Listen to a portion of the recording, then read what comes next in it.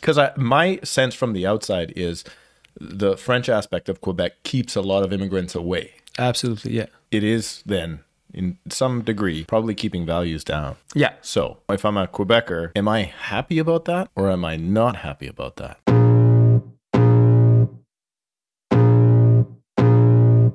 Welcome to the Tom Storey Show with Steve Karrasch and Tom Storey, where we discuss everything real estate or whatever else is on our minds.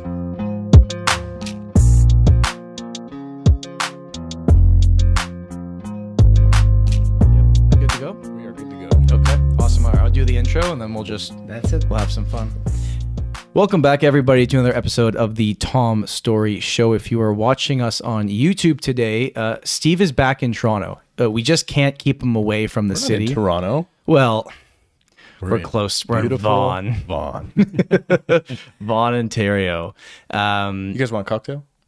Yeah, why not? Yeah, you want a sour beer? Well, yeah, of course I want a sour beer. I won't drink it. It's we got whiskey? It's an ongoing... Ginger ale? A sour beer, or we got some vodka? You look like a slim guy. Yeah, and this one is good for me. Yeah. There we go. I'm gonna have. There's a peach. You should have heard the names. Tom was calling me when I said bring me some. There's a lime. You don't have Molson, right? No. Molson. We have Canadian Dry. It's Canada Dry. Canada Dry. Well. No, Labatt Bleu or Molson Quebec. Sorry, we got. So I'll try this because this is like a soft drink for people from the West, right? There you go. Yeah. I brought this. Here, let me bring you just in a bit on the mic. There we go. All right, Tom, we can go now. We got cocktails. All right. Welcome back to the show. If you're watching us on YouTube and you're enjoying the podcast every single week, all we ask you hit that subscribe button and like this video. And if you're listening on the audio platforms and you have not already, make sure to leave us a review. Okay, so another in-person episode. Like I said, Steve just can't stay away from his favorite city in Canada. And for the first time, finally have a guest from Quebec. David Tardif has joined us. And did he say that right? No, I didn't. It did. Did I say it right? Yeah. I was in my head the whole time thinking. David Tardif has joined us. One of the most high-level successful Royal LePage teams in the entire country out of Montreal, Quebec. Even though we support different hockey teams, we like each other as human beings. So I appreciate you being on the podcast, man. Thank you, guys. I really appreciate that. This is like our first probably like real in-person cross-country episode. Yeah. And it's also physically the closest we've ever all been together at the end of a hotel room. End of a hotel room table. We're really tight. We're touching knees here. It was that, or we were going to lay down on the bed and do it. Yeah. That probably would have got decent views, but yeah, it might have. Yeah. Depending on how it went. But okay, so we've had a lot of people. So we've been doing this for almost a year and a half now, and we've had people from all over Canada. And a comment that continues to come up in the comment section is, have someone from Quebec. We want to know what's going on there. So like, why don't we just start there? Like, is the Montreal real estate market moving? Are things happening? Are interest rates impacting you like the rest of Canada? Or is Quebec in its own little bubble and it's this whole different world?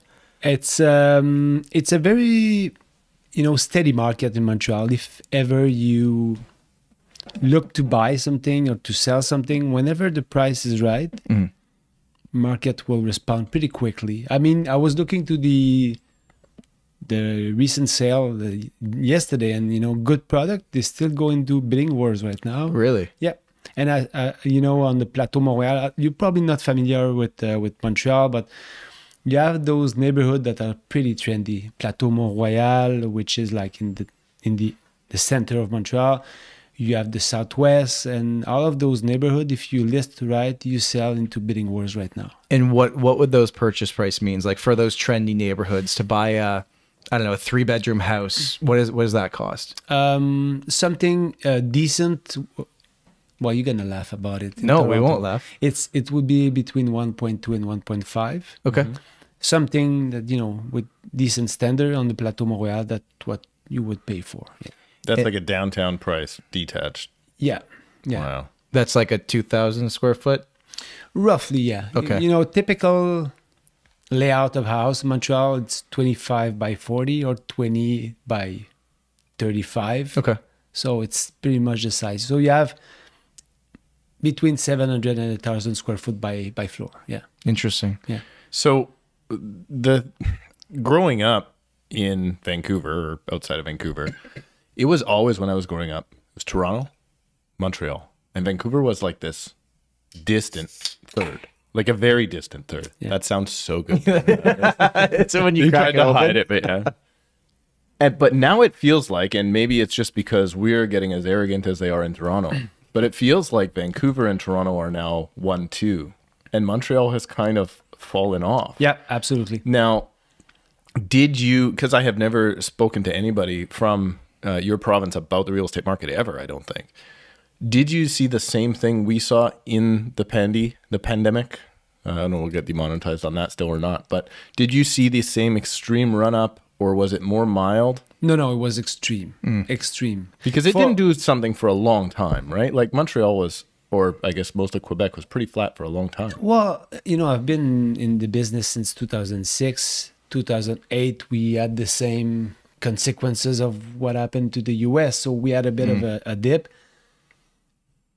And I've been an investor myself since the start of 2000.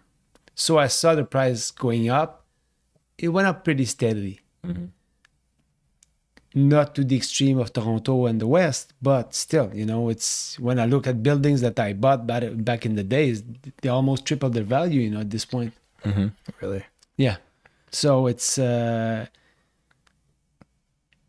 income is not the same, I guess, than Toronto and the West part of the country. So that's why I guess the price didn't grow as much as you guys, but still. Because we saw basically from the beginning of 2020 to the end of, or beginning of 2022, those 2 years, almost a doubling in my market, and then back 30%, and then back up 15%. Like it's been this wild roller coaster. Have you done the same? No, so we didn't get that backtrack. It's we might have lost 5% in value, but nothing more than that. It's pretty steady. We lost a bit. There's more inventory right now, but we didn't had a huge fall down in price. What's the inventory at right now for the main markets in Montreal?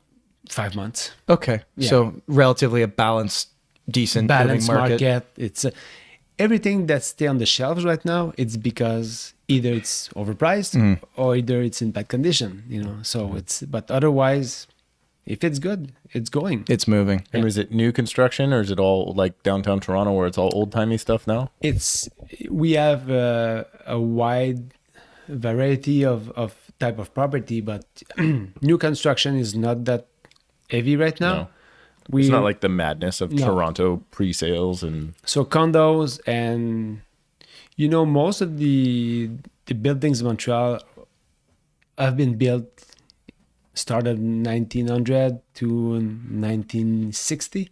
So we deal in that range, most likely, and condos after that have been, there's a neighborhood in Montreal called Griffintown. I don't know if you heard about it, but it's I was a police officer before. Really? I was patrolling that neighborhood. we're thinking about becoming police officers. Yeah, we're trying to get there with our stashes. I can try to help you, for the training, but We need aviators. but and I was patrolling that neighborhood. It was a dead land. Nothing was happening there. It was only garage, old factory that were shut down, and then from 2010 to 2020. Everything was sold. Everything was built. All condos? Condos. Interesting. So that's the condo zone of Montreal? Yeah, it's the condo zone of Montreal right now. And a condo per square foot in Toronto is like, these days $1,000 higher depending on the building. Older ones maybe $800 to $850. Yeah. Is that what's the? No, we're still in between 6 and 7, I would say, with the garage. Yeah. Is the condo market right now in your market seeing the same thing that's happening here? Like our condo market it's alive, it has a heartbeat, but it's like, it's not what it was. Yeah. There's a lot of inventory. Are you seeing that investor kind of people trying to liquidate as well? Well, the thing is, like those neighborhoods like Griffintown were not bought by investors. No. Okay. People living there. I see. So you might have 25% of these people that are not living in these buildings, but the rest, it's owner occupied. So it's more safe because of that. Yeah. So why don't you have the crazy frenzy that is Vancouver pre-sales and Toronto pre-sales? Why don't you have that? There's not a lot of construction. There's no land in Montreal. Yeah. So it's There's no like tear down though. There's no land in downtown Toronto either, but it's No. all they're tearing down 10-story buildings to put up 40-story buildings, right? No, and we're pretty limited in Montreal, so for the height of the buildings. Mm-hmm.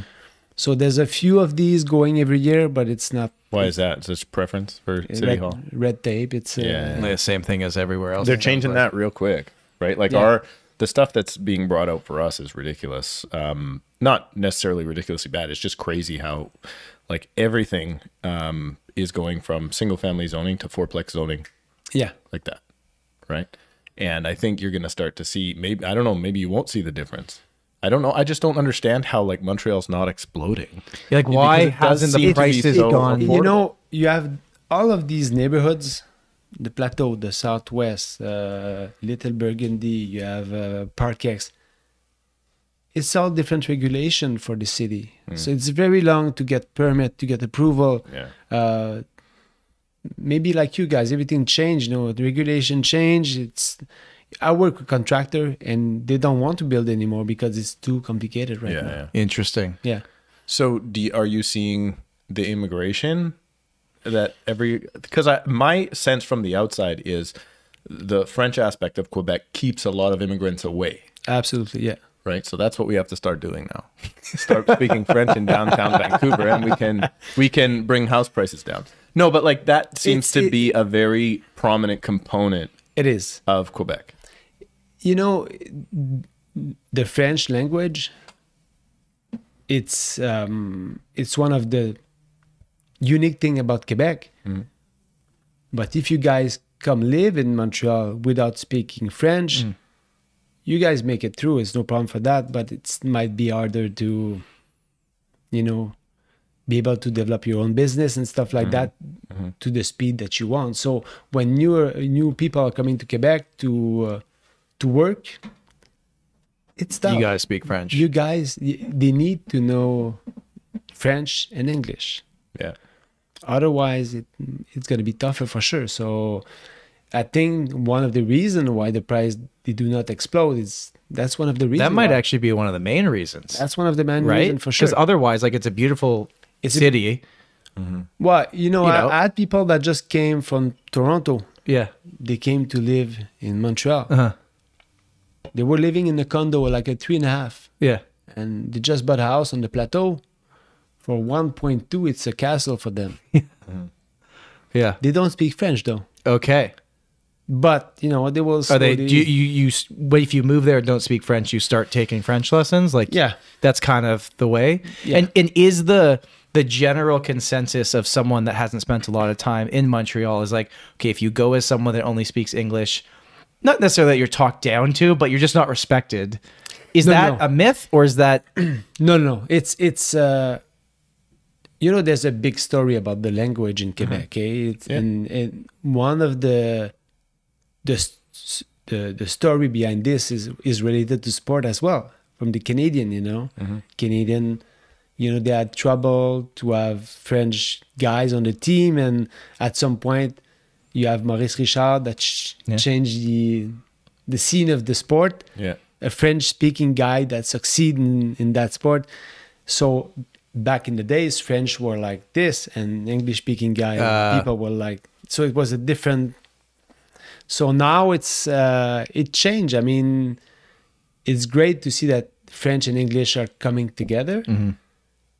At the end of the day, there's a lot of protection behind the language in Quebec as well. But it makes it then tough if you're seeing, like if you're Filipino speaking and then English or Hindi speaking and then English, it's not looking like a great option. It's probably not the top of your list if you immigrate to That's Canada. it. That's so it for sure. So then you must still have immigration though. Is it coming then from other French speaking colonies originally or? From France. Yeah. Right. From France. Yeah, I mean, I don't think I've ever. Do France, like, does do France? You know what I'm trying to say? We speak a slang. It's a different language, yeah, kind of, yeah, right? Yeah. Okay. It's totally different. And do people from France to people from Quebec, do the people from France feel like, oh, we're the real ones, and you got? That's got to be the same with English though, right? I would assume English, so. Yeah. I would assume I mean, so. our French is like the slang of French from France Yeah, because I see. they have a very Quebecois, is that the? Yeah, Quebecois is like it's a different language for sure, but you know, French is very clean. From France, they speak very clean, and it's different. But most of the people that immigrate to Quebec are from France. Okay. So because it's easier for them get a job, Right. Totally. work in French. So it's yeah. And is that, you think that will ever change, or this is the way it is? This is Quebec. Quebec is very unique for sure. I mean, Do most people in Quebec still look at Canada as a whole and want to be a part of it? Like, or is that, because that changed over time, or is there still kind of that well, we're our own thing? We're not worried about them separating anymore. It's Alberta right now. We're trying to figure out. I think it died down. I mean, I don't see any reason why we would continue wanting to separate. I mean, that was a kind of a way that people think at some point, and we still have politic organizations that are pushing that. But I think Quebec is, you know, it's well off. We have great partnership in English and French. People are bonding together. So if you think of that as like, in a way, I'm trying to get this back to real estate more, it is then in some degree probably keeping values down. Yeah. So if I'm a Quebecer, am I happy about that, or am I not happy about that? Because it's obviously there's a concerted effort to keep the French language and the culture and everything, but then do I want to participate in the crazy real estate culture that is the rest of Canada now, or am I happy and it's like, no, we want everybody to stay out because this It's probably cheaper to go learn French and move to Montreal than it would be to not learn French. It sounds like a pretty good option. Yeah, right honestly. But you know what? except for the fact that my hockey team's doing pretty good right now, right? So we got For that once. going. Yeah, for sure. once, But ever. there's one point. There's a lot of Chinese people moving to Montreal. Really? There's a lot of Chinese investing in Montreal that do not speak French. So do you have those same? I mean, obviously now we've got the foreign buyer and ban, not ban, but do you have like any of the stuff that we've brought in, which is the vacancy taxes and all this foreign buyer taxes and all that stuff? Has that been brought in at all? They brought in some of that, but we have to say that Chinese people, they have a lot of money, a lot of money to invest. We have Chinese agent in our team, and you see it's going. Yeah, and it's. Do you think some of that money left our markets and now they've circled you guys on the well, map? if they're technically foreign buyers, they're probably the same as us now. But they're probably not foreign buyers. But I guess if you're looking to if you're coming from China and you're immigrating here, so you're not technically a foreign buyer, does it really matter? Are they in living Canada you're in sticking like the money? Vancouver and investing in Montreal? Some of them, Okay. and some of them are living in Montreal. It's interesting. One of the biggest transaction in all of the history in Quebec in commercial land has been done a few weeks ago by a Chinese woman that came to Quebec a few years ago, and she became one of the partners into that land. And she sold one of the biggest land that ever been sold for $240 million. This episode is brought to you by Realty Ninja. Real estate agents, listen up. Realty Ninja has created over 9,000 Canadian real estate websites, and they are no joke. I've been using Realty Ninja in my business since they were a small little startup in North Vancouver. Tiny, dusty little office with old leather couch and all. But look at the ninjas now. Realty Ninja is the go-to platform for real estate agents in Canada. Websites are no longer a nice to have. They are a must. Your clients expect you to feature their listings in the best light possible. They expect you to go with Realty Ninja. The backbone of my real estate business is my website. I wouldn't pick any other company to host my website other than Realty Ninja. Don't believe me? Go to my website. Check it out right now. Go to krproperties.ca and you will see that it's powered by Realty Ninja and has been for over a decade. They have all of the features I need to grow my business year after year, including lead capture, mobile-friendly design, built-in SEO, and so much more. The best part of Realty Ninja is it's totally free to sign up, no credit card is required, and you only pay when you are ready to launch your new Realty Ninja website. And no, that's not it. Sign up today at realtyninja.com/Tom, and you will receive 20%, yes, 20% off of your entire first year when using Realty Ninja to host your real estate website. Their templates are super easy to work with yourself, or you can have the ninjas design something for you like I did. Not only is Realty Ninja the best product on the market, but it's also affordable. Listeners of this show know that I am as cheap as they come, and I've been using Realty Ninja for well over a decade now. Start your free trial today, and when you launch, save 20% using our link in the description below. And let Realty Ninja help you take your real estate business to the next level. And now, back to the podcast. Wow. And what's that being turned into? Is that It's a Swedish company that are coming to have a factory of battery lithium. oh? Yeah. Interesting. Yeah. Are the neighboring houses? Yeah, IKEA's coming. The neighboring houses not thrilled about a battery factory being. They did a great job in managing that. They had all the population met on one weekend. Everyone came to ask questions and stuff like that. And you know what? I think people from Saint Basile, it's a city close to Montreal, saw the benefit of it as well because you know. It does seem like when there's big investments in employment that Quebec seems to get like this spotlight. Like we're going to try and push the jobs in there no matter what. If it's subsidized or whatnot, it doesn't seem like those. I guess we got the battery plant in Southern Ontario that's not going to be employing any Canadians, which is a issue, right? And by the way, may I point out for everybody that hates my politics on here, that was actually brought in. That's a conservative free trade agreement that brought that in. Can I just say something off topic for a second? Because I think the viewers will think topics it's funny. are not our thing. So we're all together because we're at a conference in Vaughan, and someone came up to me this morning and was like, Tom, and I thought I had met them before. But then halfway through, I was like, we've actually never met, but she listened to every podcast episode. Oh, wow. And I was like, Steve's here too if you want to go meet him. She's like, I have a love-hate relationship with Steve. My wife's at this conference. Maybe was it her? I met Steve's wife. Anyways, just wanted to throw that in. It made me laugh. But it's interesting that you say that. Yeah, everything seems to be like, it does seem like there's a push to get jobs there. I mean, I guess we all forget. That's where I think it's crazy that we all forget that it's so much of the population is Quebec. How big is Quebec? It doesn't make the articles. It doesn't make the headlines. No. Vancouver prices, Toronto prices, Montreal prices are left out. You're right. Yeah. And then there's the rest of the province that because you know, realistically, you know, if you look at, let's bring that to a different scale. Let's take the scale of Vancouver and bring it to the scale of Quebec or Toronto. We have a similar market though. It's pretty similar in terms of, you know, it's only that the income are not the same, so the price are not following up, you know, but still it's a very active market. And as an investor, I see the price, the way it went in the last 20 years, you know, I wouldn't put my money anywhere at this point because, you know, it's a very interesting market for me. Now, in today's market, as someone that's been a long-term investor, I'd actually like to go more in depth with you on that, the strategy over those 20 years, but you looking at prices right now, and even though you haven't had the drop off that we've had in purchase price where mortgage rates are at today, it's hard to make something cash flow off the bat. You know, you're paying a new mortgage is 70% interest right now, the payments.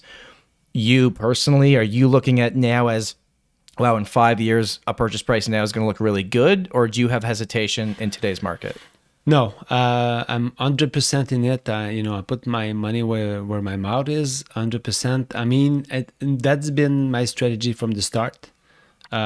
This is not a short-term game, as you know, guys. It's a long-term. So every time there's a opportunity to buy, even if it's not cash flow positive, and I see 5-10 years down the road, I will for sure advise my client to buy it, or either I will buy it. So you invested first before getting into real estate. What did you invest in? It's funny. Originally? It's a funny story. Okay, it's I'm from Quebec City, so I was hired as a cop in Montreal, and I got there and I was running at that time, and I met a guy one night, and he told me, "Hey, kid, you have to invest into real estate. Out of the blue. Just some guy. And sometimes it's message, I guess, from the sky. yeah. And a week after, I was running with my brother, and we were both cop in Montreal, and we ran in front of a property. It wasn't on sale for from Remax. And so, you know, aren't you fed up of like paying rent? And we just knocked the door, and the guy opened the door, and he goes, and we asked him, you know, how much are you asking for, and this and that, and he goes, well, my dad is the agent, so if you want to call him. So we called him. His dad came to our apartment the same night. We wrote an offer.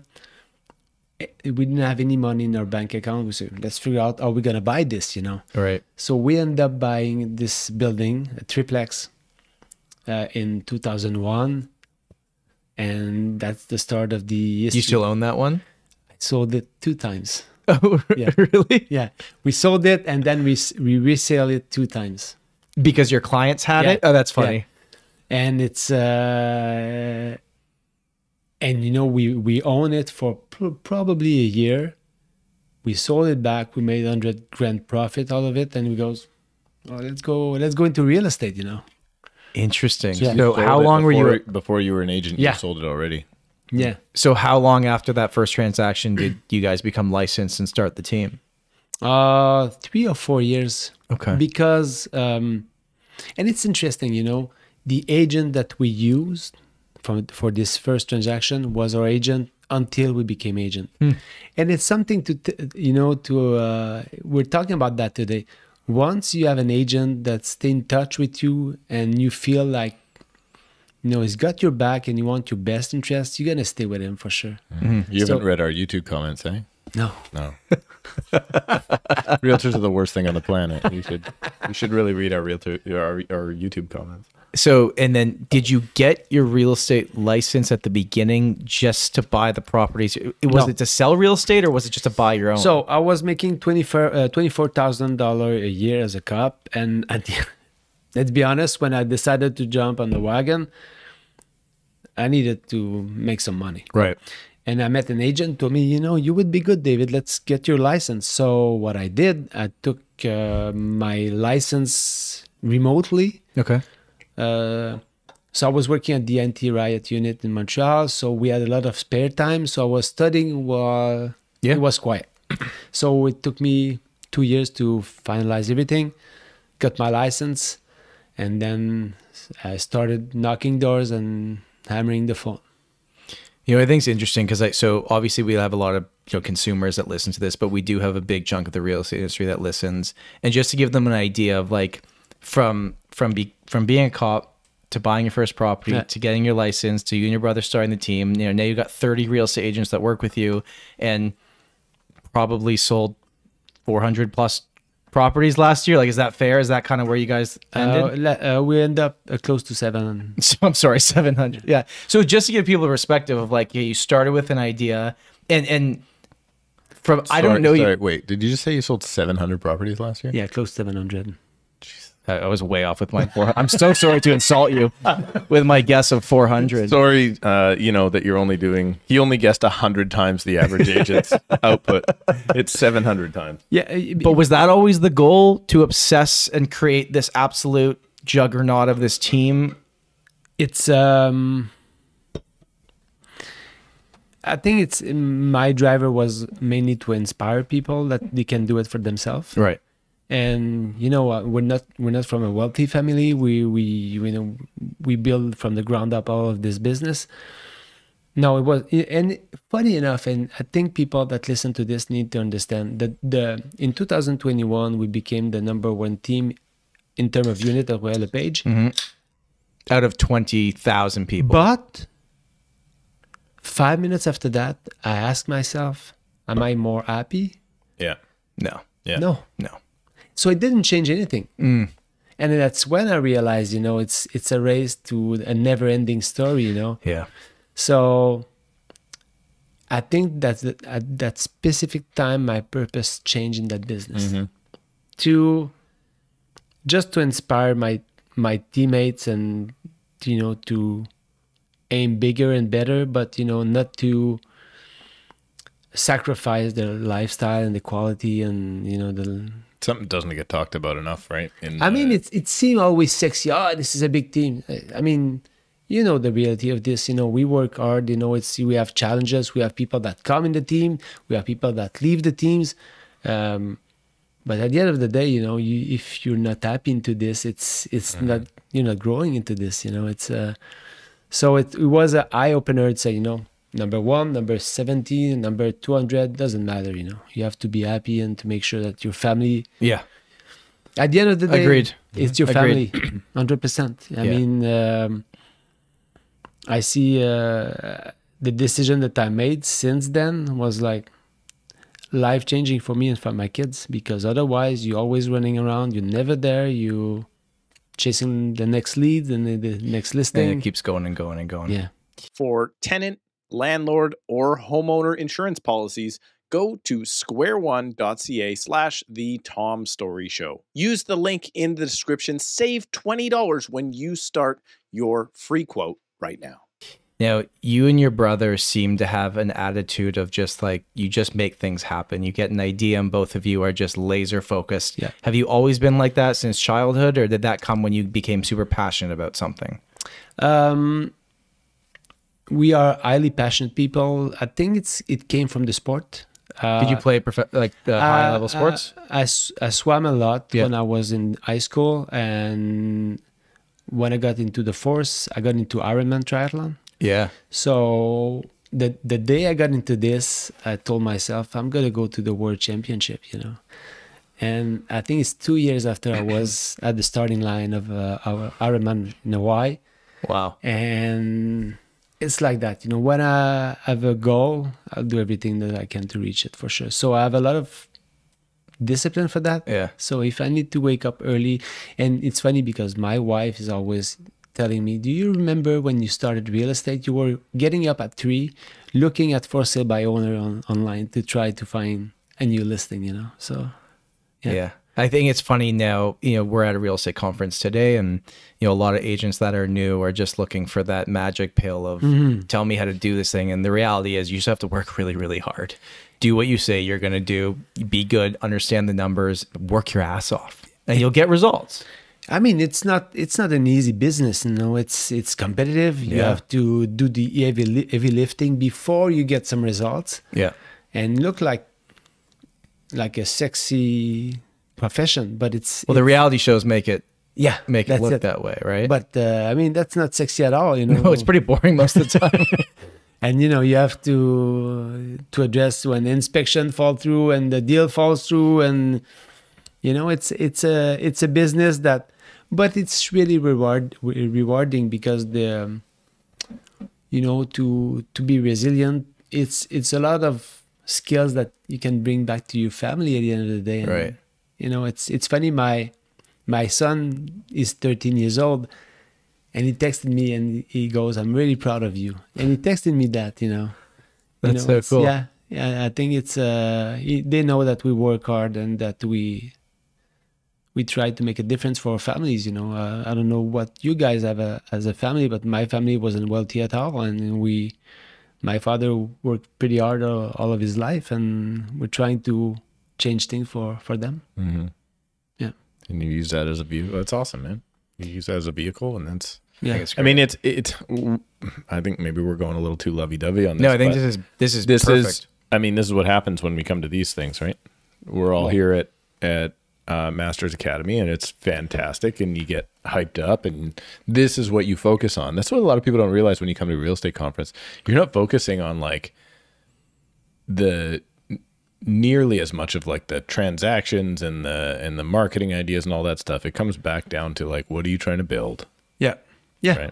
I mean, at the end of the day, that's it. And then you come to something like this, and luckily we're all, in Rich's organization, and you can just really spend time thinking about that, right? Because you don't get to think about that. No, because you're just working nonstop. Yeah. And You're working nonstop, right? Like you said the other day, you had another one going sideways, just not making you happy, and it's just like, it's going crazy. But I will say, the other day I had to FaceTime him for something, totally unannounced, by the way, and he picked up, but you got like I caught you watching TV with my the kid, family, you know, at the right time, and then I'm sure you got like right after that, you probably got the text and everything went to crap. But but you get, and that's what we focus on when we're at these things. Yeah. Yeah. But what I think we should focus on when we're at these things is, and thankfully we were all there today. I don't know how you guys felt about it, but Tom and I got to be 2 feet from Ben Tal. Did you see his? Were you there for his For presentation? Benjamin Tal? That was unreal. I could watch that guy for I don't know how long. I would rather watch him talk than watch any movie, any TV, anything. He was really good. Yeah. This guy is like very technical. He knows his shit, but he's so funny too. He drops in the best punchlines. Oh my God. Except for the ones where And Tom, you know what? like, what did he just say? And we're like, oh. Me and Steve were going to corner him and try and get him on the podcast, but he snuck out of the room. What would it take to get him on the podcast? We'll get him. We'll get him. I know We would CIBC need- people listen to this. We and- would need subtitles though. His accent is thick. No, you can hear. You can hear most He's of just so good. He was awesome. He looked like a mad it. scientist. Did he say anything today that you think the listeners would think would be interesting?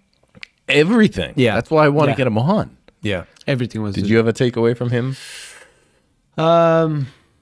You know, there's so many of these things that it's. He's just nonstop. Just like, You know what? I didn't know that guy. I got into the room and I was like, the first 30 seconds, I was like, who's that guy? Yeah. And then I pay attention. Okay, this is serious. oh, I've seen a lot of speakers through a lot of conferences. He went up to that podium, had no slides, had no notes, and spoke for 30 minutes straight without taking a breath. One guy was like, I think he only blinked 11 times. I trust me, I was watching him. Like, there's not a lot of blinking going on there, but it was. He had so many takeaways. His biggest message was, "This is all bad news. And Bad news is good news. and for everyone, that's really good news." Yeah. Yeah. And when he said at some point, you guys will be very busy. He is as bullish as it gets in From- 2 years from now, Yeah. a year and a half from now. Well, he thinks rates are going from 5 to 3.5 for Yeah. overnight. Well, maybe we can And try and- actually, he seemed to think it was going to happen a lot faster Yeah, yeah. than I thought. I Yeah, was yeah. surprised by that. Maybe we can try and sum up what. I mean, you can't think of all the points, but basically, he was saying, "Hey, there's a lot of super negative indicators. We should all be super happy about that Because that's what we want. because that's what you need in order for things to change." Yeah.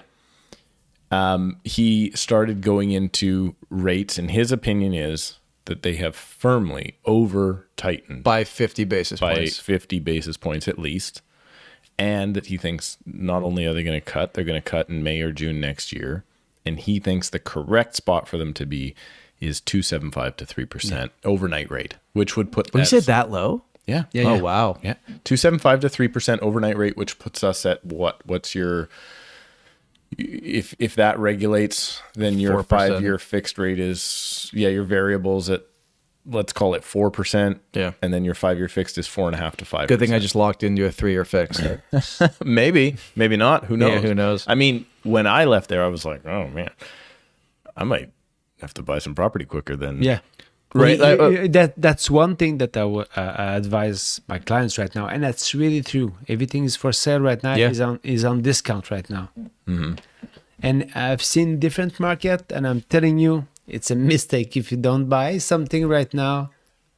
This could be your way out to your job quicker than you want, or to invest in real estate in the next 2, 3, 4 months. It just After that, maybe it's going to be a nerve-wracking first 2 years of ownership, maybe. And then after that, you know, people love to put in the YouTube comments that things are going to get worse and worse, and they might. Yeah, that's but the reality, if you look at the fundamentals of everything in Canada, it's like at some point they're going to get better again. And then when that happens with our immigration levels, with the fact we're not building everything, with all the other factors, it's like not only is it just going to go up again, but it might go for a ride. But his what did he say about the per capita? Per capita in Canada, we're in a recession. Yeah, he did say that. Yeah. He's like, you've all been waiting for the recession and been asking me where it is. He's like, don't worry, we're here. We're in it. Yeah, we've already got it. And then he tied it to how well the bond yield does and our fixed rates. It's not tied to the Canadian economy at all. 70% tied to what's happening in the States. It's all tied to the States, and the States is going up like crazy. But he was not maybe it's because he's speaking to a Canadian audience, but he was not super stoked about the U.S. economy in the coming years because he thinks that their spending is... Well, because they don't have fixed rates coming up. They have 25 years left on their mortgage, so you can still spend money. And He also said how often he speaks to the Bank of Canada and how much he hates speaking to them, which I thought was one of his best jokes. It was pretty funny. He's like, have you ever talked to the Bank of Canada? I do. And it's... But he said about them, too, that he's like, the Bank of Canada, even if they, they pause again in whenever they pause next, if they come out and say, hey, guys, things are good, we're all good, everyone's happy, that's not going to be good because then people will react to that by spending more money. So he's like, they almost have to come out and be more negative even than they maybe are because they have to be. If not, people are going to spend money again and then it's going to make things worse. Like they almost have to keep it more negative. So maybe what he said is like the bad is good. And he says if you scale out housing inflation, shelter inflation as he called it, he's like, we're already at our target of 2%. He didn't seem to think 2% was a... So I did listen to, I don't remember where, it was a very long podcast. I wish I could remember where. Maybe Brendan would be a good person to ask about will this. tell us, yeah. But there is a good argument for a lot of people that in the economist world that think 4% is the right amount of inflation. Why? I cannot remember because I'm too stupid to remember the podcast I listened to. But it was very interesting to hear that. And if that's the case, I mean, there's different economic models. He's basically saying it's not an issue right now. The issue is housing payments and rental payments. You know what? The way I see the market going right now, if I would be into that position as a baby boomer, I would take money out right now and invest for my kids or my grandkids. Yeah. You're going to make a very good move at this point. And I think right now we're focusing on interest rate, but you have a choice. Either you wait and you're going to be competing with a bunch of people down the road because you think it's, market is back and it's sexy. Or you buy now with discount property as a baby boomer. People are so stupid when it comes to they this. It's very hard. Like, keep in mind, like, we've all invested in real estate and bought multiple properties and help people every day. So to us, it's kind of more natural that, like, just do it. Yeah. But do it at the time when no one else is. I know it's easy to say that, but the average person that has never bought a place yet, or they've only had their primary residence, and this is the first or second biggest transaction they've ever made, and everybody around them is saying not a good time, and the only person that's saying good time is the guy or girl that's going to make money off them buying the thing. Like, I understand why. And it takes a lot of guts for as a someone that worked all of his life to put saving aside to say, okay, I'm going to take a leap of faith and invest and follow advice of a broker that got interest, because he's going to have a paycheck. Yeah. But at the end of the day, if you make the right decision, it's going to be very interesting the way your money grow. And if I look at the investment I've made for the last 23 years, there's not one of these properties that I regret buying. This episode of the Tom Storey Show is brought to you by the Storey team at LePage Signature in Toronto, Ontario. That's Tom right there. If you are looking to buy or sell any real estate in downtown Toronto, unfortunately, my friend Tom here is probably one of your best options. I know he's young and good looking or whatever, but he is one of the best real estate agents in Toronto. So if you're looking specifically downtown, because that's where these young hipster type kids like to buy and sell their condos, this is the guy that you should probably be in touch with. But Tom, you also do sell other types of properties, correct? Like if I had, I don't know, a single family home in the city of Toronto, would you take my listing? Yeah, that's probably about... All right. I don't need you to keep... No. This is my commercial read. If I had a semi-detached, would that work? We certainly do that, yes. All right. And if I wanted to buy a property, you would help me with that? Certainly. All right. And then if that was the case and I wanted to reach out to you, how would I do it?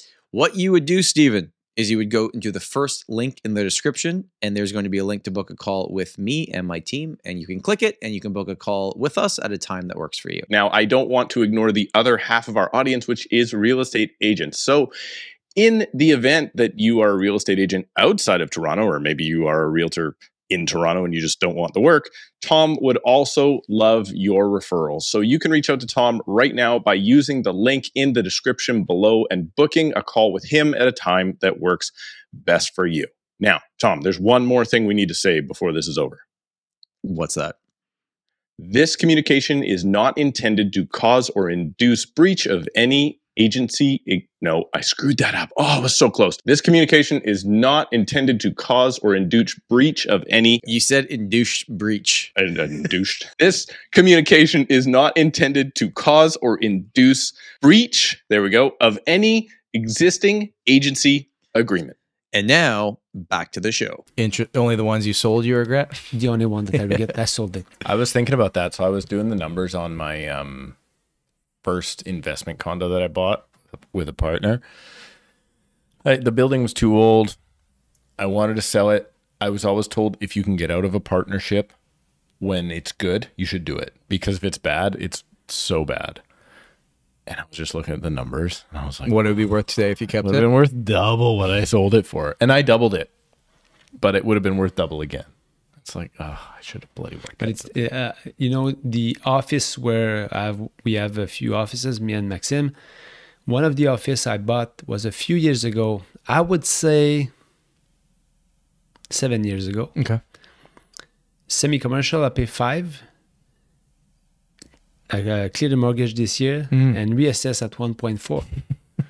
Only a few years, you know. Wow. But at that point, no one wanted to buy semi-commercial. Right. Because on that strip, you know, nothing was renting too quickly and stuff like that. And that's the office you turned into your office space? Yeah. Okay, cool. So, I mean, but this is what it is. I mean, real estate, it could be risky, but it's risky. You have less risk if you take the right decision. You have the good advisor that can lead you in the right direction. But I think, you know, Is it risky though? You could argue it's more risky long term. If you're going to hold it for 10 years, is it risky? Well, yeah, no, for sure. You know what? What's risky is people taking their money and say, I'm buying this. Because people, once they don't have the experience of putting money into real estate assets, they're not convinced until they see the growth of this, you know. And I could relate to this for sure. But it's when you backtrack and you look behind you and say, wow, that's not risky. So I was just speaking with someone 2 days ago before we came out here. Older lady. And no, she has no idea about this show. She has no idea about the YouTube stuff. I mean, she knows I'm in real estate, but that's it, right? And she was just having another conversation with somebody in the room, and she was like, it's simple, right? You should just put money in land. She's like, that was her thing. She's like, you can invest in whatever you want, but you should just buy real estate. It's the easiest thing. You just put your money in, and eventually when you, like, because she was talking about selling her investment properties. Okay. In Edmonton, of all places, which Probably not didn't the go best in price, market. yeah. But she's like, it's, you know, I've done killer there. So she's just sitting on hundreds of thousands of dollars worth of equity that she's never really even thought about. Would you buy outside of the market you know? Tom is With considering an this. agent, yes. Okay. Have know, you? Or are you mostly Do you local? own outside of Quebec? You know, I'm shopping in Tremblant right now with an agent just to invest. Outside of province, though, or no? I would do it, you know, if with a good agent that you know I have a good relation and I trust him. I would 100%. I mean, real estate in Toronto, Montreal, to me, it's all This is the second time he's brought this up, so I want to know what you're. No, but you know what? It's a very What good, he's considering doing. It's a very good question because you know the reason why I don't pull the trigger in Toronto or other. I don't know the market. Yeah, Yeah. no, fair. So I'm like, I wouldn't want to manage it. That would be Well- me. Like, I wouldn't want to deal with it. yeah. But this is to say, like, he's got something brewing. He's not telling me. Well, what no, that is. I own a property in Vancouver with, Okay. with a Yeah. partner, and then the rest I have Toronto or but you know what's funny? Even when I bought my property, my cottage property, which is an hour and a half to 2 hours outside Toronto, I hired a local agent. I didn't buy it myself. Of course. I don't know that market, but I think some people would not say, of course, that they would be like, well, why don't you represent yourself? You have a real estate license. Yeah. No, I am just looking at now because I want to know what again, Tom like Storey same thinks thing is that a you good said, buy. you know, put your money where your mouth is. And I've invested in real estate and It's done very well for me so far, and I have no You seen my plans. most recent video on where to invest in Surrey, Tom Storey? That's not on my list.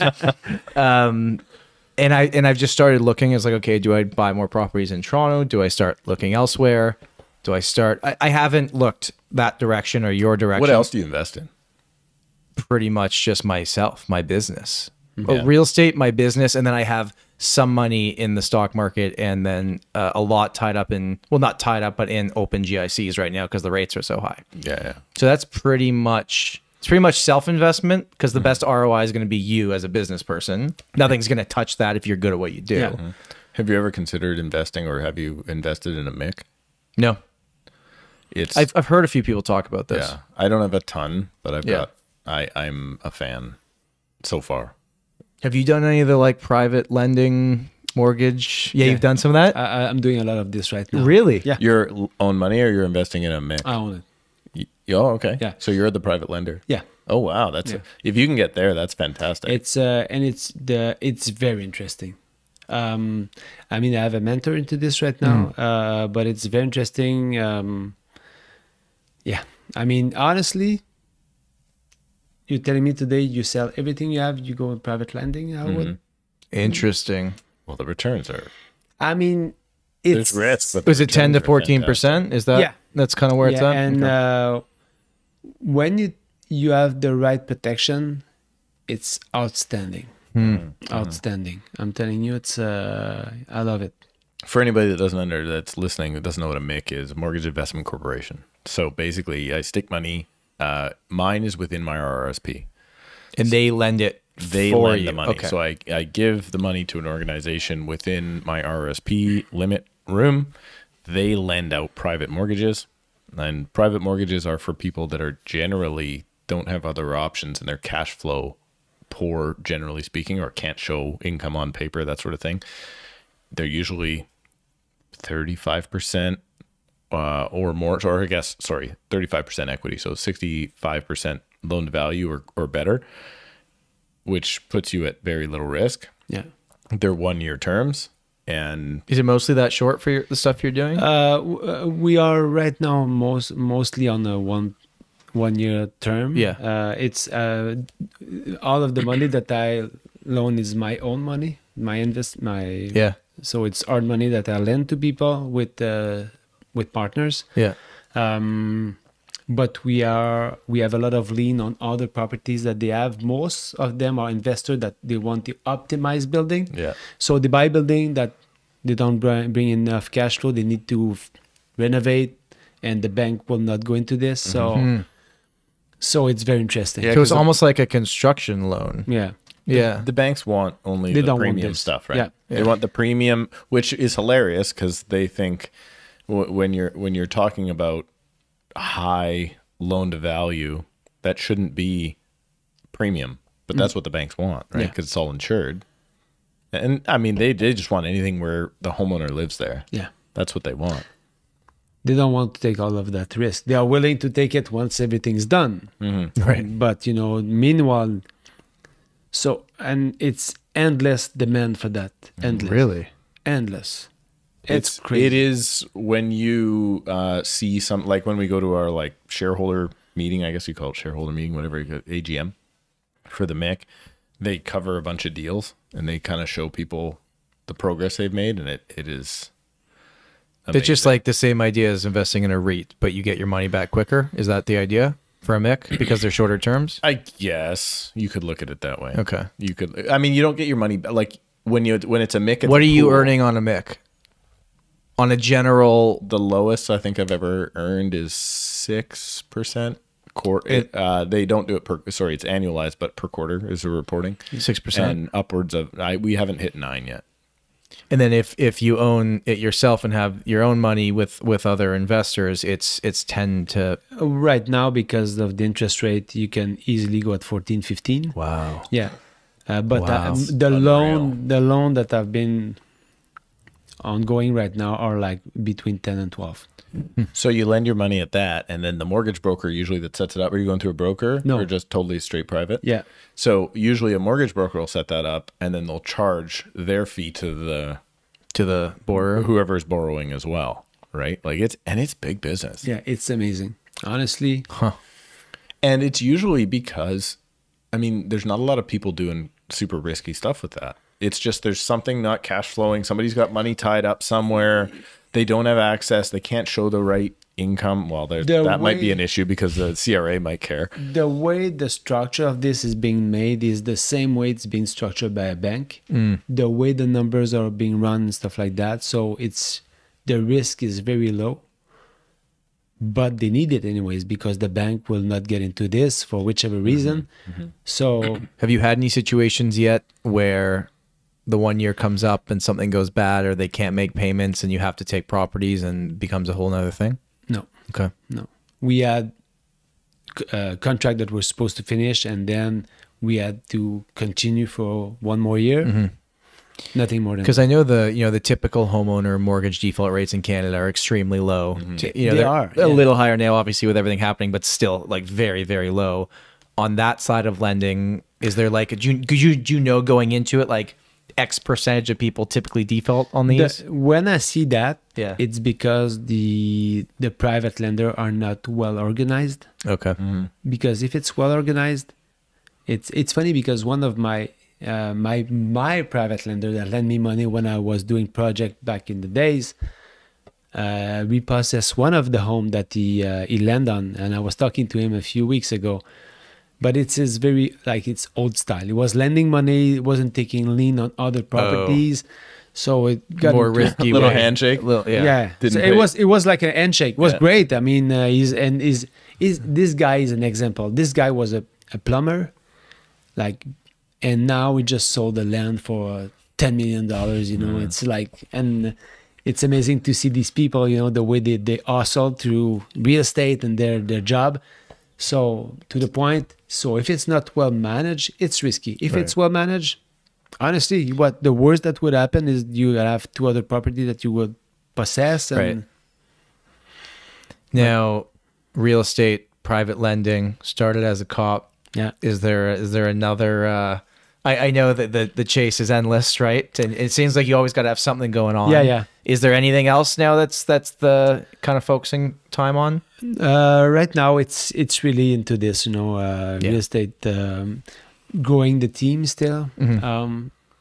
But my goal is to have a happy team. Yeah. People are, Totally. you know, they are happy to belong to this adventure, and they. I always told my team, you know, I'm gonna be very happy when everyone's gonna make a few $100s a year, and will be happy, and they will be able to create security for the family, you know. And it's not always the case in real estate. We you know, I don't know what's the average salary for real estate, but It's like 50-something thousand, I you think. know, so- 56K. Across Canada. So if you can help people and you can help your employee to invest and stuff like that, you know, it's this is having a happy team right now. Yeah. How are we on time right now? Are we okay? Yeah, we're still going good. I'm just I see you looking over here. I'm so- just enjoying so much your side profile of your mustache. Looking in there. Like you've almost got a little Ned Flanders-y or something going on. It's- I'm proud of it. You should be proud of it. I'm proud this of is the it. best mustache I've ever had. I And would by- I would say the same thing for me. I've by never really best tried. mustache, I mean worst mustache I've ever had.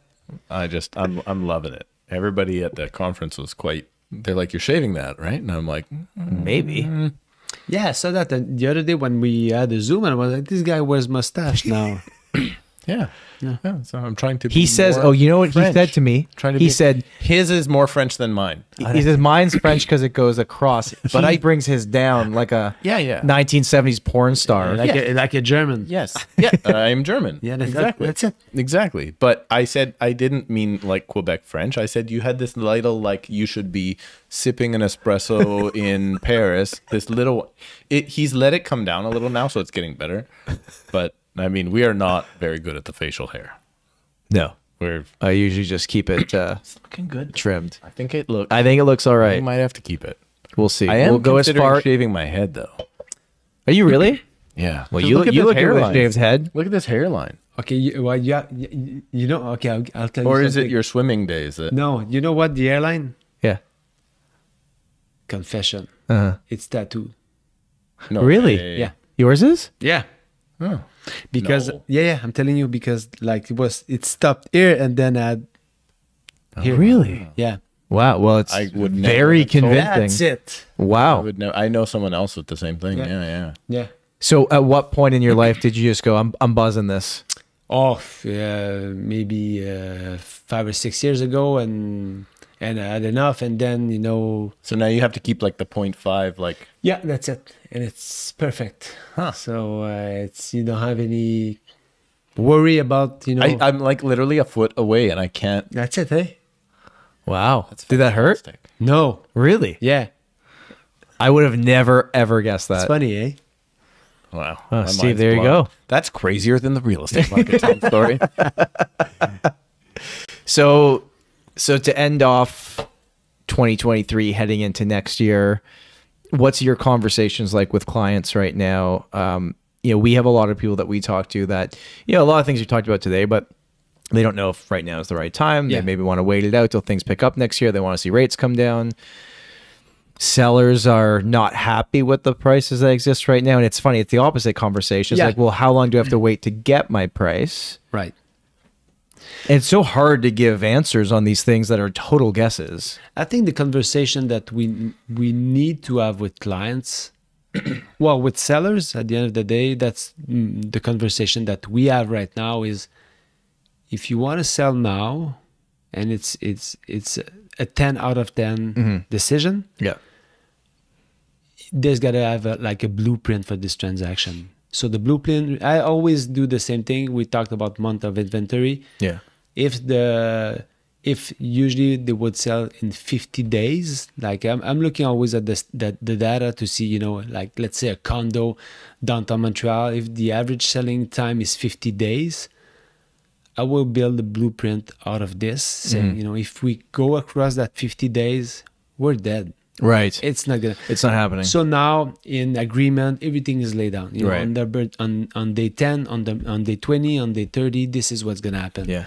So at least there's a lot of transparency in the process, and people appreciate that as well. So I think making sure that they understand that the market is not a seller market technically, unless you don't have any A really expectation, unique, and and I think it's really having a good blueprint. And when people are like on the fence, it's having honest conversation. Your motivation and Right. your needs. If Yeah. you need to sell and motivation is a 10 out of 10, we're gonna do it the Yeah. right way, and we're gonna get top dollar. That's for the- reasonable. And Yeah. Yeah. But otherwise, it's easy for us real estate agents said, invest into real estate. But I mean, you've done it. we've done it. But if you, and we're talking about commission, and I think we need to change all of this into creating wealth for the clients, because at the end of the day, in 10 years, this money that they have generated into building a property will be used for school for kids. Yeah. It's my two kids, we had them with in vitro fertilization, Okay. and that was financed at the start of my career with real estate. Really? And I always tell, real estate is a vehicle for a lot of things. Huh. For school for kids, Tattoos? for tattoos, for whatever you need. But I'm telling you, when you can jump in the wagon and make an investment, do it. I mean, you're creating wealth for. I think about that a lot these days, having a little guy who's 2 now is just like, not that when he turns 18, he gets the keys to his house or his condo, but just, I've been thinking about that. but just, it just makes me feel good knowing that I can form some type of, not lifestyle is maybe the wrong way to look at this, but just there's a bit of a safety net there that you're not going to pamper them and say, here, go. But it's like you can make decisions that aren't backed up by scarcity. Yeah. Or It's like that video you sent me the other day. I don't know. I what wanted sent to you. Oh. the CBC one, Oh, yes. right? I wanted to just scream. It was basically saying that. like your chances of owning a home are very, very low if your parents never owned a home. And if your parents did own a home, your chances are much. It was like, I think mathematically we could all kind of figure this out, but it was actually a good video. They broke down the numbers I thought it was pretty good. It was Yes. Very well was. presented. It was well presented, but it did take on a little bit of the victim mentality of, well, if my parents didn't, I'm not, so I'm screwed. As opposed to what it did for me, what it highlighted to me was, if you're raised by people who value a home and find a way to do it, you're probably going to value a home and find a way to do it. Right. It was not the way the title kind of suggested. I don't know. Yeah. We should probably review it. Our video review went not bad when we played that little. I know, it worked out all right. We should maybe do that more. But it's funny because there's 2 buildings that I bought specifically designed for my son and my daughter. Oh, really? And make no mistake, you know, and I have this conversation with them. If they take the right decision in life, they're gonna be off to a good start, you know. But you know, having the confidence that I have something for them, because it's gonna be very tough to buy real estate in a few years. It's really, I think the job is done. You know, at some point you say, okay, you know, they're good. According to Ben Tell, he's like, you ain't seen nothing yet. Yeah, it's coming. Yeah. Well, it's like the prices are gonna go nuclear. Well, they might. So he says. That's interesting. He's smarter than I am. Well, hey man, thank you so much. Thank you so much, guys, for coming on. Yeah. Steve, you got any? You timed that exactly 1 hour. Did I? I had no idea. Fantastic. I just my internal clock was going off. I just thought. Good. You want dinner? You want a steak? No, I'm actually not that hungry. I'm all right now. I'll just sip on my sour beer and enjoy the hotel room in Vaughan. But okay, so if people are listening, I don't know how many viewers we have from Montreal. Truthfully, I'm not, but enough that people comment and ask. Yeah, it's funny, eh? So they ask in the comments if you're watching. Yeah, from let us Montreal. know if you're from Montreal. For people in that market that want to learn more about you and your team, where can they go? Website, Facebook, Équipe Tardif. They will find us. Okay. YouTube. We're starting YouTube. I know. I was inspired by you guys. So you should start a YouTube. Yeah. It's amazing. You're looking up to us? I know. He wants to add 6 more deals. He wants to make it to 706 deals. But it's no, you guys are inspiring. You're doing, honestly. Thank you. Yeah, it's been amazing. See you grow. See you chasing that YouTube. It's not easy. I mean, it's not. YouTube's a grind. Yeah. And it's so I have to cheer you up for that, guys. It's really amazing what you did. Yeah. Thank you, David. Well, for everyone listening this far in, just want to say thank you. I really hope you've enjoyed this episode. And if you're watching us on YouTube and you made it this far and you have not clicked the like button and subscribe to this video, well, we just think that you should. Thank you for listening. Thank you for watching. Look them in the face, Tom. Oh, sorry. I think... Please hit the button.